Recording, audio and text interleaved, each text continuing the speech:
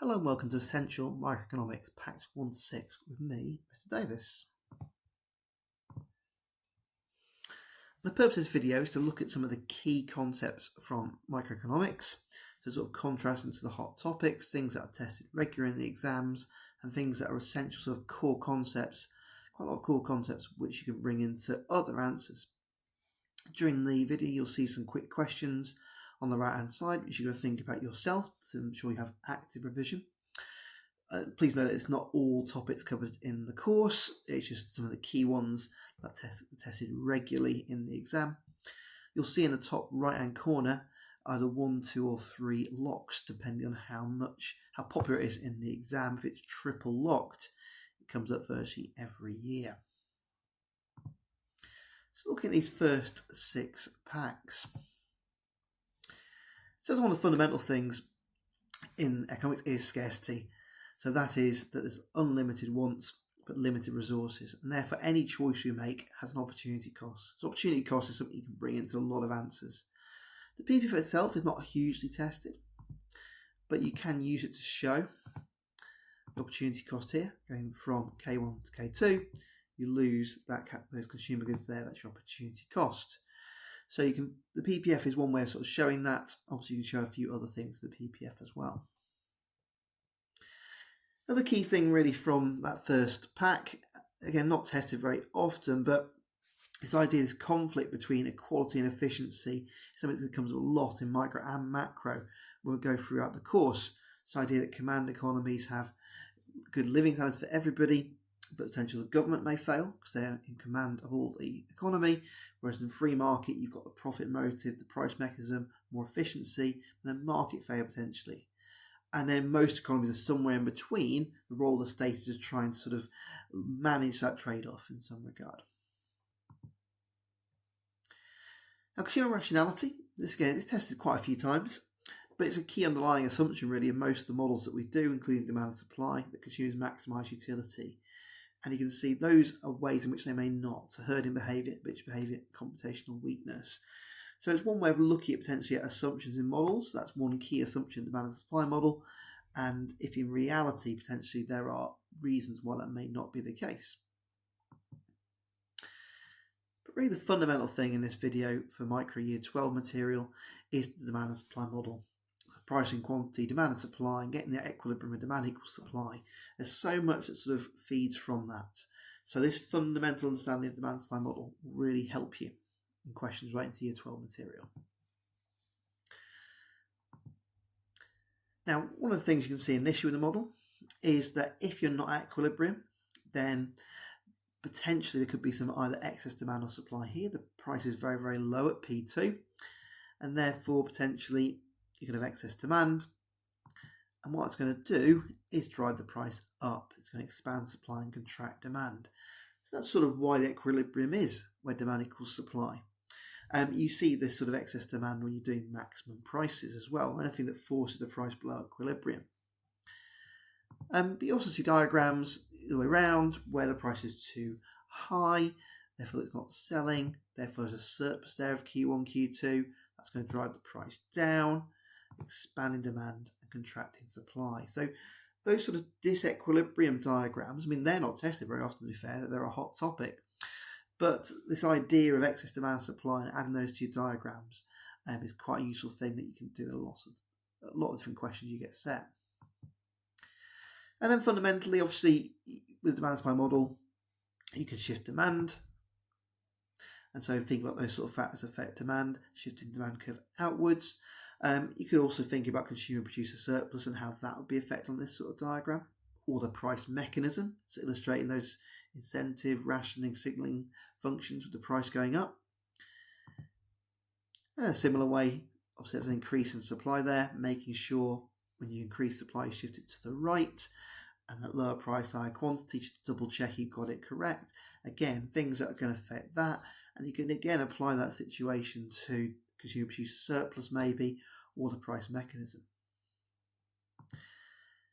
When you get sort of equilibrium price questions, you can shift both curves. So in this example, we're going to decrease supply and increase demand, and therefore you see the price rise from a P1 to P2.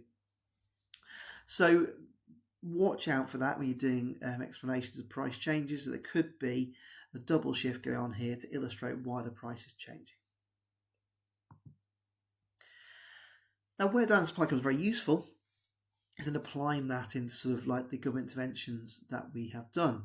So tax and subsidy, these are very popular topics in the exam. So you start with your baseline demand and supply. The indirect tax will increase your costs, decrease your supply, and therefore, as you'd expect, it's going to raise the price and lower the quantity. So there's a sugar tax, going to reduce that consumption of sugary drinks. But then you've got to make sure you get these boxes correct. So you can see I've already put A on there. But P2 ABC, that's your tax revenue. So that's your AB is your tax per unit. Here's specific tax, so it's shifting it parallel. So the tax per unit stays the same.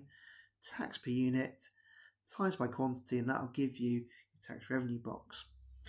So the key thing when you do this, get the new quantity, put in the gap, the tax per unit, go across, and that's your tax revenue. And then you split it, consumer producer, based on the price. So here, the top section I just shaded there is the total consumer incidence. The price is going up, so it's the upper section of the diagram there, on the tax revenue bit, and then the bottom bit will be producers. So that split between consumers and producers you can show, that will vary depending on the elasticity of demand. Here they're pretty equal. If you change the demand curve, you would see some differences. And then doing subsidy, you've probably got in your head that it's slightly different in terms of where those boxes go, but it's the same sort of technique really. So supply is going to shift out due to low cost production, driving down the price, increasing the quantity. So again, what you need to do is think about, at the new quantity, what's going to be the cost. So at the new quantity, the gap between the supply curves shows you the subsidy per unit. And therefore, you can find the cost, the sort of cost of the subsidy for the government there. But it's the same process. Find quantity 2, find the gap, go across. This time, the benefit to consumers is going to be the bottom box, because the price has fallen. So they're benefiting from lower price. So that's the total benefit to consumers, and the rest of it is to producers. So one way to get it right there is consumer price has gone down, therefore it's the bottom or the downward part of the cost of subsidy box. So tax subsidy is very common, and it's quite a nice technical diagram that they can test you on in the A level. Then elasticity. Now you don't know what sort of topic they're going to test in elasticity, but basically you're going to have some sort of it come up every single year.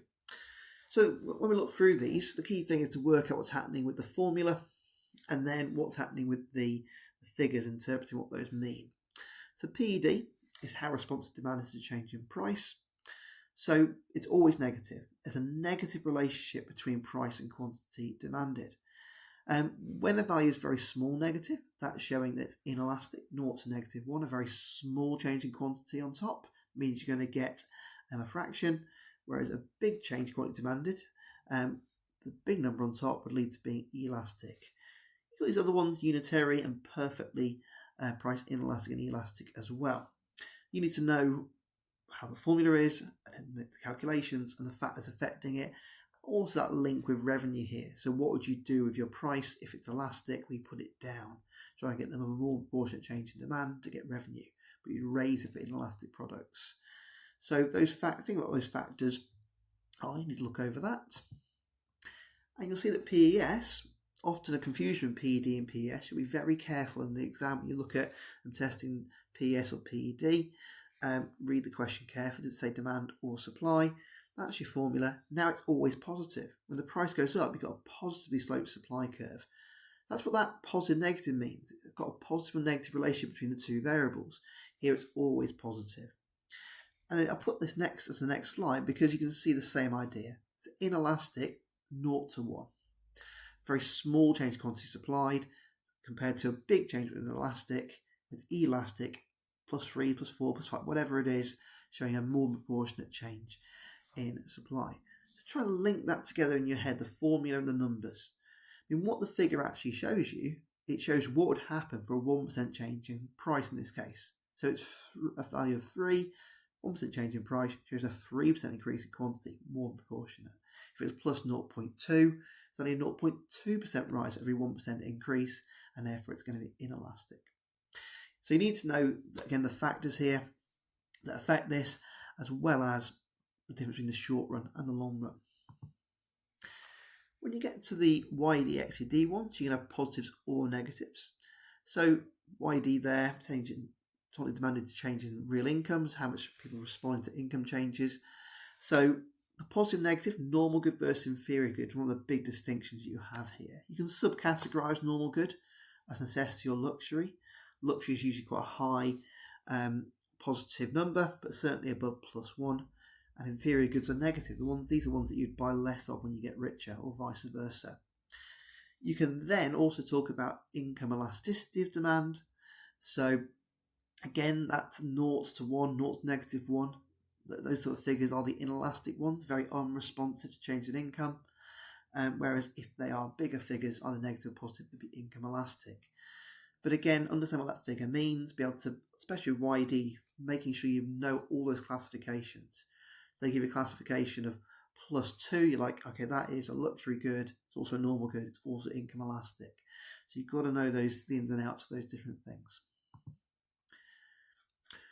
With XED, the cross price elasticity, that's about two different goods. The change in price of one to the demand of another. It's important, it's price and quantity here. It's not quantity. And then you have these positive and negative figures, depending if they're substitutes or complements.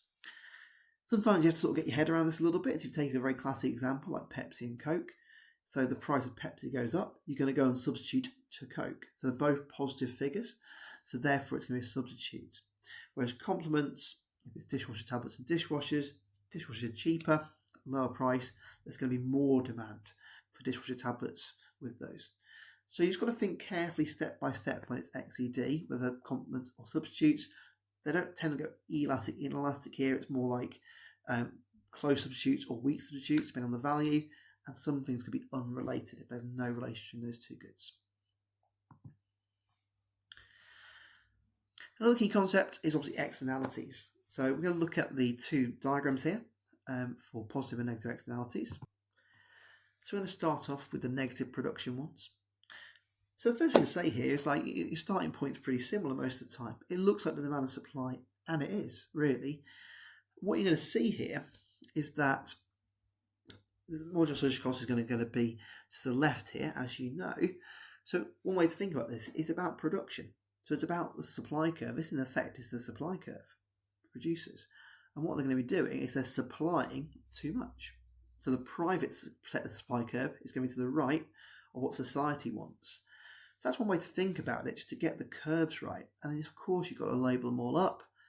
So this is the marginal social cost going in, and you can see it's overproduction, and then you can fill in your welfare loss triangle.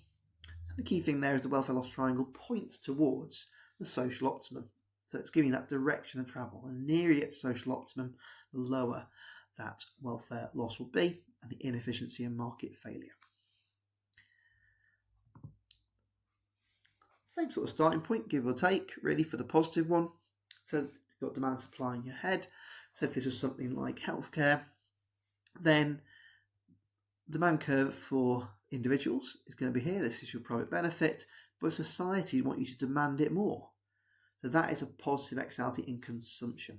So it's about the demand curve. So you're not consuming enough. Your demand curve's too far to the left. Again, we label them up with our usual curves, MPB, MSB, and the private cost ones, social cost ones there. You end up with underconsumption, and you have a situation where you're going to get a welfare gain, sometimes called welfare loss, but from your example point of view, they like calling it the welfare gain. The potential gain you could get from moving from the social optimum, from the free market to the social optimum, and you end up going towards the right, and the nearer to the social optimum you get, then the smaller that triangle market failure is going to be. But you can see triple lock here, like every year, externalities are going to come up. And it's also something that's fantastic you can use in lots of different answers, bring a diagram in, so maybe an essay or something else. Labour markets. So labour markets really, it's just an extension of demand and supply. So all you're doing is just changing demand and supply to wage and employment, and you're shifting the demand curve, the derived demand for labour, or you're going to increase supply or change supply. Here we're going to increase supply drive the wage down, increase employment. So all that stuff you're doing about demand and supply, it just extends that same model, even externalities, but especially with labour markets, just using the same diagrams, wage and employment, showing the impact in the labour market. Again, quite a nice thing in sort of synoptic essays when you want to talk about the labour market or effect on workers. Drawing a nice labour market diagram can really extend your answer. Now, as you'd probably be aware, the maximum wage has not come up as yet, and therefore that's a hot topic, but the minimum wage comes up a lot. So this is the standard minimum wage diagram. So you've got demand for labour, supply of labour, then the minimum wage goes in, and you can see there's excess supply of workers, that's unemployment. And you can work this through a little bit. So you can say, look, wage going up is going to be an expansion in supply. Labour people want to work more than minimum wage, but demand for labour contracts because it's more expensive. And those two contradictory factors mean you're going to get excess supply of labour and therefore unemployment. There are other diagrams or versions of this you can show.